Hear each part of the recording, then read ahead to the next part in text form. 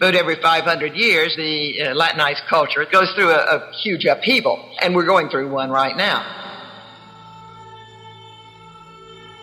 Every time that happens, whatever form of Christianity has to drop back and reconfigure. It doesn't ever cease to be.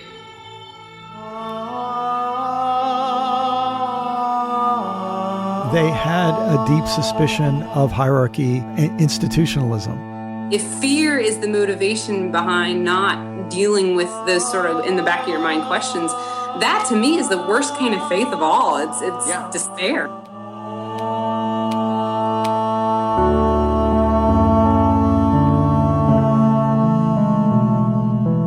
For a decade at the beginning of the 21st century, a group of Christian leaders launched a movement meant to change the church in America. It's more important for us to feel like we are representing a beautiful expression of our life with God. It's an invitation into a kind of creativity and a set of conversations and questions. They were young, in their 20s and 30s, and disillusioned with the way that Christianity was being taught and practiced. On the website, it said, no need to check your culture at the door. So sport your tats, wear your jeans, carry your Java, and join us at liturgy. And I think I read that 10 times. Mightier than the thunder. Christianity was becoming increasingly nonsensical to me when I found out that there was a group of people having the same conversation I was having. I was like, oh, wow, there's more people. They planted churches and hosted conferences. They wrote worship songs and they published books. They met in cohorts and bars, and they met online in the blogosphere. Above all else, they called each other friends. Because to some degree, the path that we were on required courage. Because if you had integrity, it was going to change the game. Is there any hope for the traditional church? This was the emerging church movement, and for a time, it was considered by some to be the future of Christianity in America. And now the first of a special two-part series on a growing movement that's rethinking what Christianity and the church should look like in contemporary culture. I mean, the friggin' New York Times shows up, and PBS and ABC. Yeah, I remember all of them. And by others, to be the single greatest threat to the faith.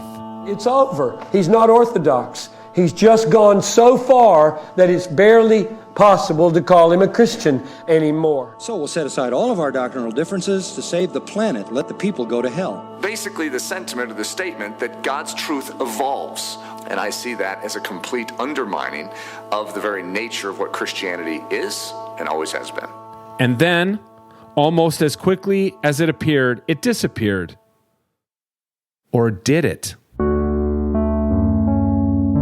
Maybe instead of going away, it infiltrated all parts of the church in America.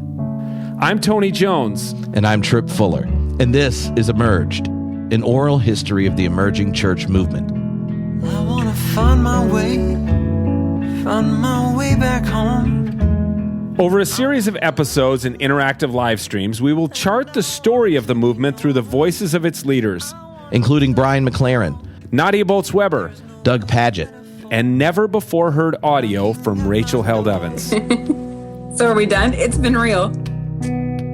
We'll assess the movement's successes and its failures, and we will consider its legacy. We invite you to partner with us as we record interviews, unearth long-buried audio, and build a story that we hope you will find compelling, enjoyable, and maybe bring back some good memories.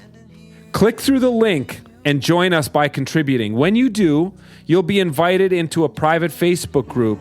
You'll get sneak peek mini episodes all fall. You'll be invited to join us for live stream previews, and you'll be able to upload your own emerging church memories to the Emerged archive.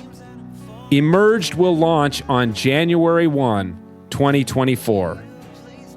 Emerged is produced by Josh Gilbert and is a homebrewed Christianity production. So I can begin again.